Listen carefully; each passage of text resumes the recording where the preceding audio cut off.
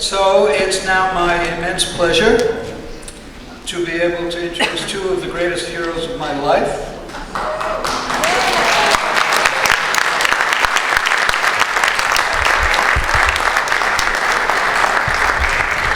Ralph Nader and Bill McKibben.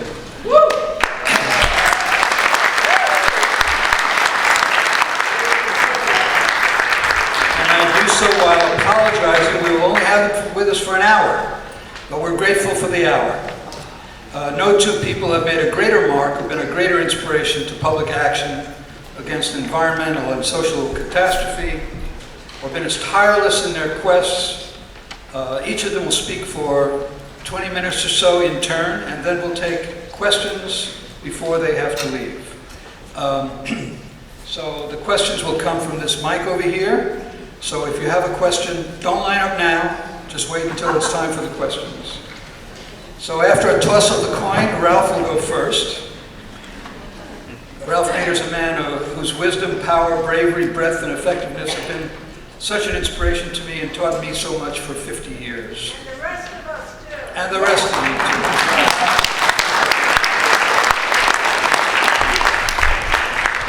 I've known Ralph much longer than he's known me. By the time I was in college, his great book, Unsafe at Any Speed, was already out and a bestseller, and launched the first mass consumer movement against automobiles, for sure, in the world. So that's a model for the rest of us. He was criticizing technology and winning in many areas before I even thought there was a problem. Together with his activist followers and Nader's Raiders, Ralph showed immense leadership on battles on democracy issues, social issues, health issues, with great effectiveness for a half century, and running for president for five times, which we'd all didn't love always, but it shows his commitment and passion for the issues. I didn't get to know him personally until the 1980s when I started working against economic globalization. He had already founded the most activist and important anti-globalization group, Public Citizen, which still exists today. It's such a pleasure to have him with us today, and he's here right after publishing another fantastically Naderish style book called Unstoppable: The Emerging Left-Right Alliance to Dismantle the Corporate State, which we have out in the bookstore, which is an argument that the left and the right ought to get together against corporations, which perhaps he'll tell us about. So thank you. Here's Ralph Nader.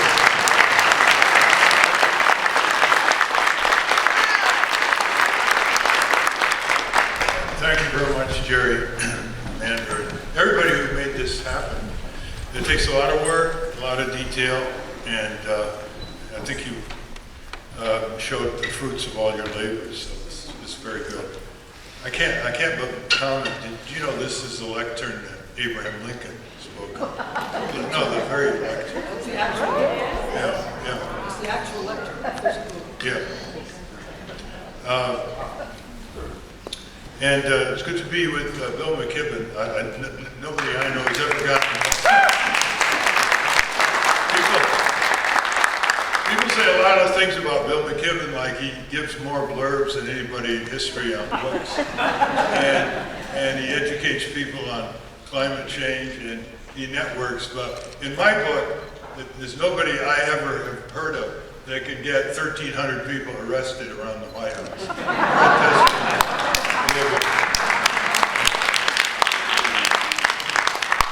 The Greens are lucky if they get 1,300 people at their convention.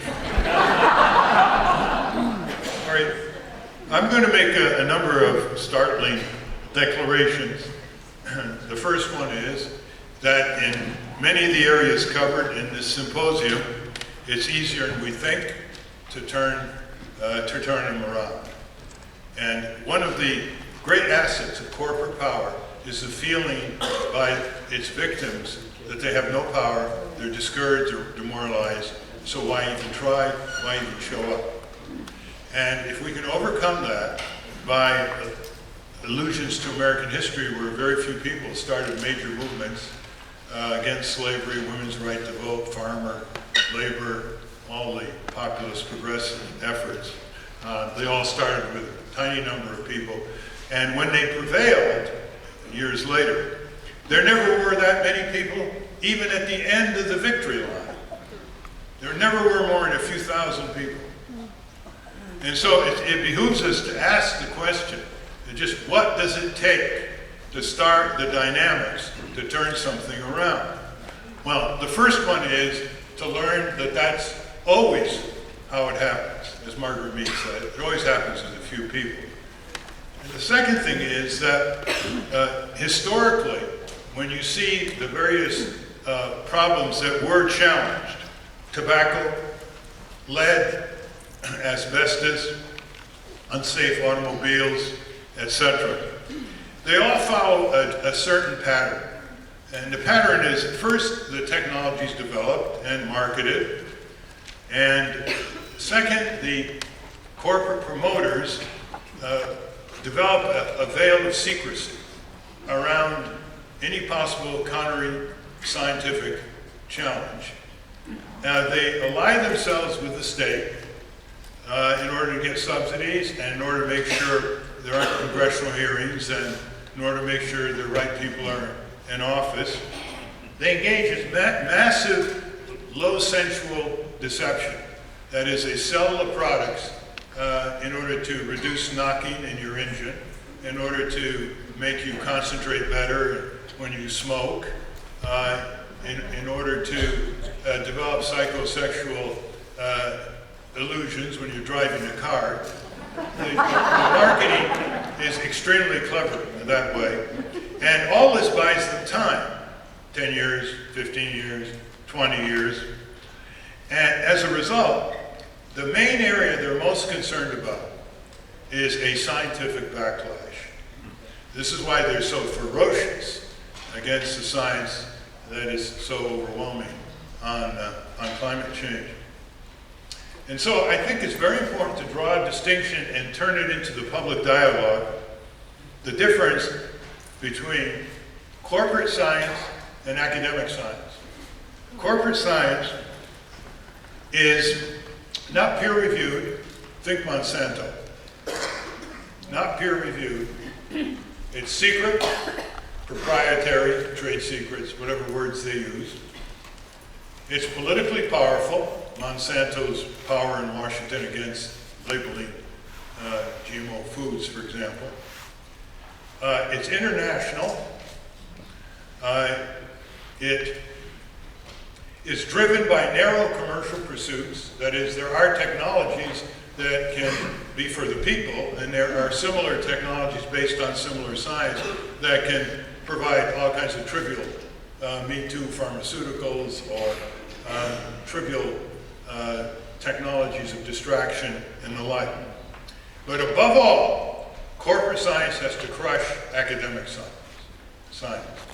Academic science, ideally, is open, it's peer-reviewed, it's self-critical, it keeps options open for revision, it has a public interest or a public service mission, and it accumulates its findings in public to solicit criticism.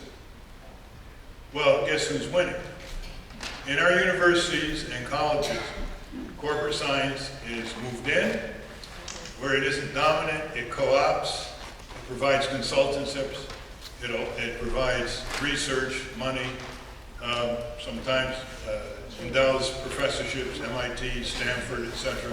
You have Novartis right on the campus in Berkeley. You have an oil company on the campus in Berkeley. And so academic science has lost a great deal of its ability to challenge. And one reason is that we don't make that distinction.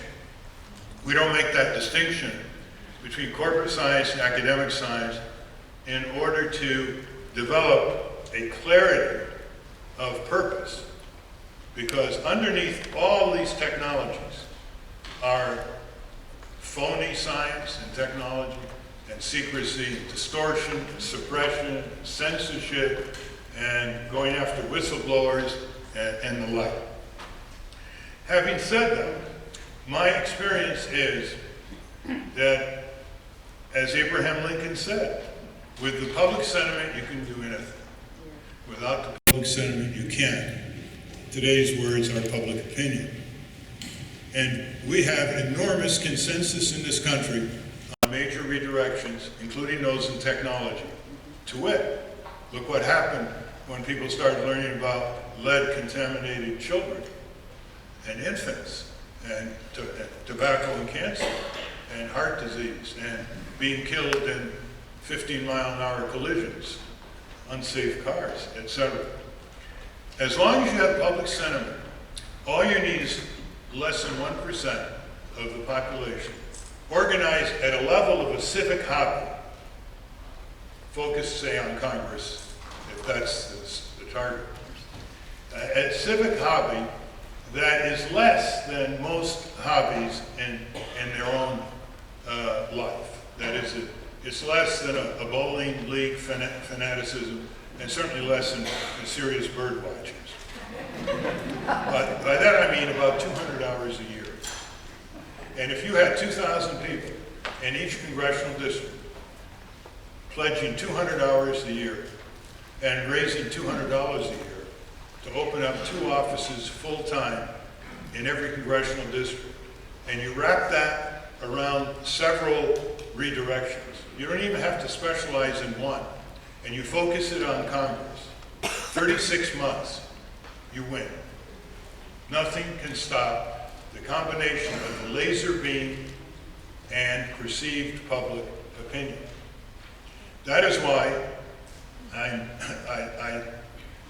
very insistent that we become strategically clarifying about any kind of effort to make technologies accountable, to make them appropriate, to substitute them, to stop them, to redirect them, to reshape them, whatever is needed in all the symposium's topics in the last 2 days.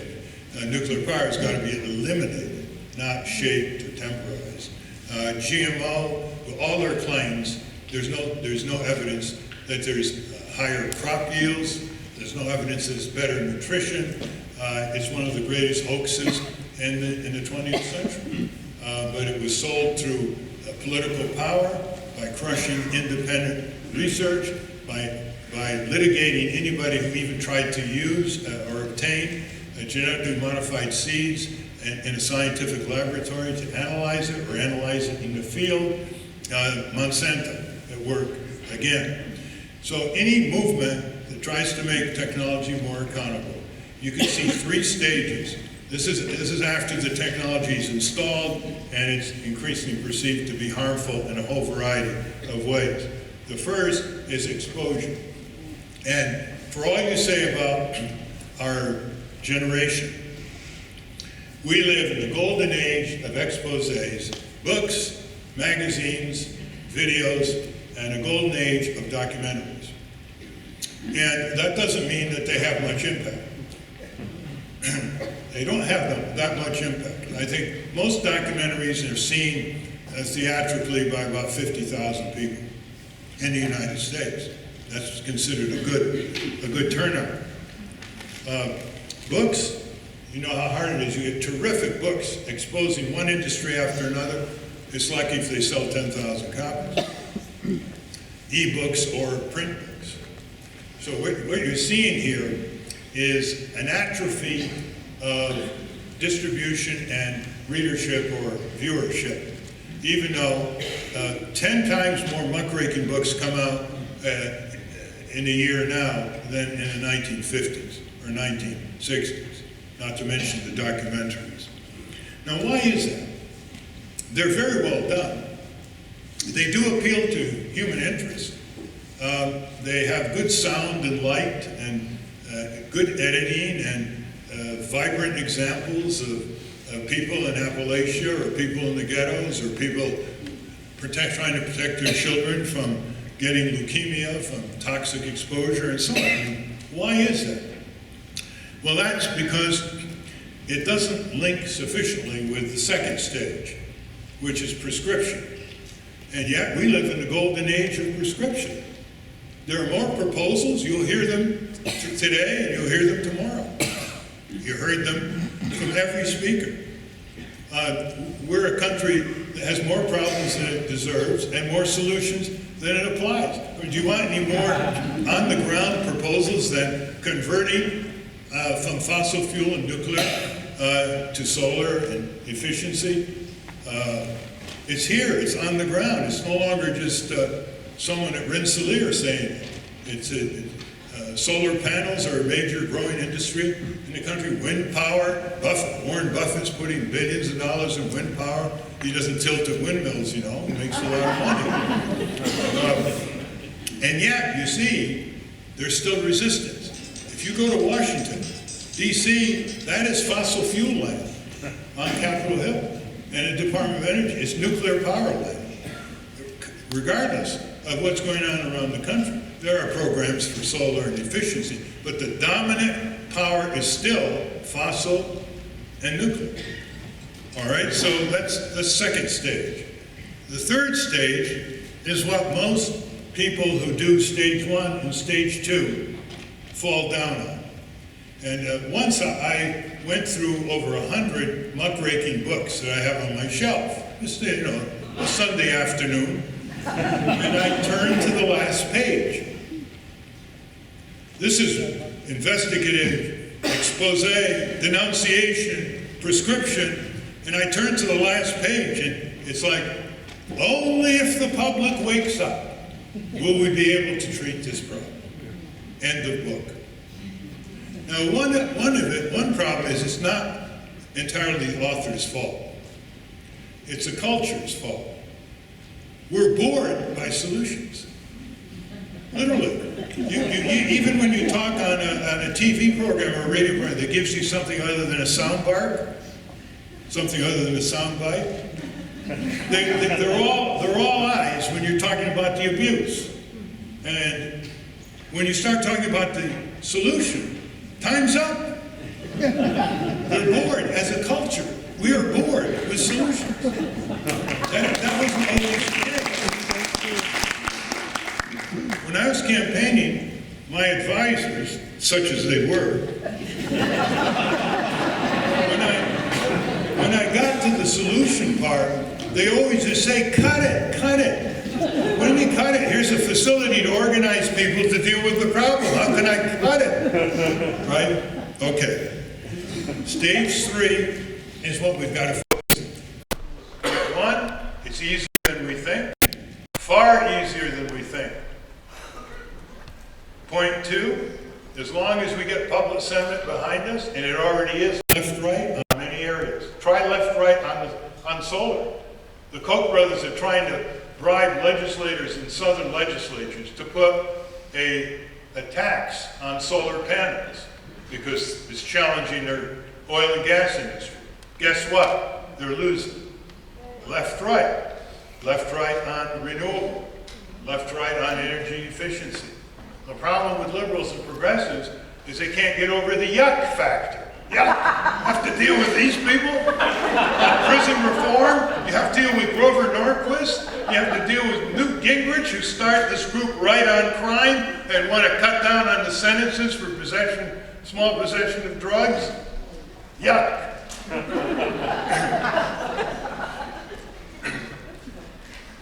So here's what really needs to be done, I think. We have to ask ourselves, and we're not very good at this. How many of us know enlightened billionaires? Bill does. Scott. Yeah. How many of us know enlightened billionaires? Give me $1 billion and I'll get you fundamental tax reform, overcoming all lobbyists for corporate tax havens and corporate tax rates in 36 months. Congressional district by congressional district with the public sentiment behind. You think just conservatives like tax havens? Yeah, we like the idea that GE just made $15 billion and didn't pay a cent in federal income tax. No, we can't write off the left-right alliance that is already out there in public opinion. Some of it is going operational. 80% support restoring the minimum wage. 80%. It's a lot of conservative workers in places like Walmart. It's already going operational on Empire. It's going operational on the civil liberty restrictions of the Patriot Act. It's already gone operational, successful in 15 legislatures on juvenile justice reform, and it will go operational. It was Andy Kimbrell and his allies who got these religious leaders to come down hard on genetic engineering. So enough said on that, but we really do have to get down to asking the question, how much does it take to make the change? I mean, how much does it take? Just the way a business says, how much investment and time and personnel and skill does it take to get this business on its way to operability? The differences that we see now are not that different than in the past. The struggles in the past against technologies and the extent to which they succeeded followed the same pattern. Public education, exposure, the proposals, and then organized. If you ask me how many full-time people pulled off the counterattack on tobacco, which is on the defensive now, and we've gone from 44% adult smokers to less than 18% since 1965. I would say, and you don't see no smoking on airlines and buses and railroads and so on. I would say the people who pulled it off could be fit in this room nationwide. There are a few leading physicians, epidemiologists, politicians, media, authors, advocates, etc. And you can go through how many did it on lead. Lead is a devastating effect to this day on people, kids who are exposed to it. Even fewer people.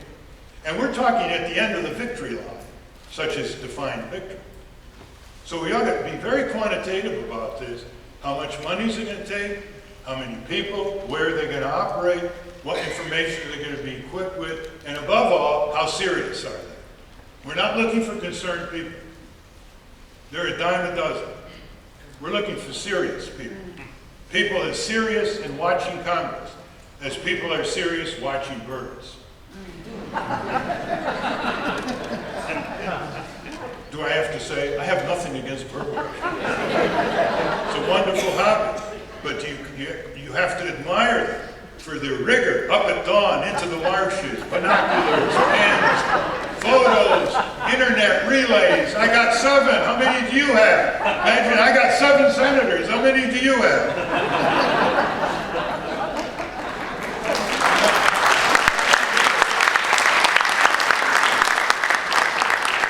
So I want to end with a letter I wrote to Tom Steyer and Al Gore and George Soros, very big champions on climate change. And the letter basically said, you're very articulate, you've done a lot in this area in one way or the other. You're trying to get people elected, you're trying to wake people up, you're trying to fund groups. What are you doing about Congress? Well, Congress is now so stuck and ineffective that the exact opposite of what should have happened is happening. People have turned off and turned away. And the reaction from the staff, from these people, is Congress is not where the action is. Well, Congress, as long as it exists, is where the action is. And if you cannot engage in a transformation of our technologies, there isn't a single group full-time going after the risks of nanotechnology. It's in 5,000 products. It's probably in some of your clothes right now. The portentousness of nanotechnology compares with the portentousness of changing the nature of nature based on commercial instincts, genetic engineering. And there isn't there. And there are no hearings, and there's no cliques in Congress on our side. And there's no focus on the executive branch to steer its procurement of technology into appropriate technology and sustainability. It's the biggest customer in the United States. And there's no one to connect the members of Congress back home with the activity you're doing all over the country on a lot of these issues. And we get a shrug. There isn't one person I know who wakes up in the morning, goes up on Capitol Hill for an environmental group, and just focuses on climate change. 100% of the time. They have pieces of it, they do deal with the coal issue, EPA, etc., but they've all become so discouraged. Why are they discouraged? We have at least 40% of the Congress on our side on climate change. So let's leave it with a vast burst of optimism that we fill the blanks in. It's easier than we think.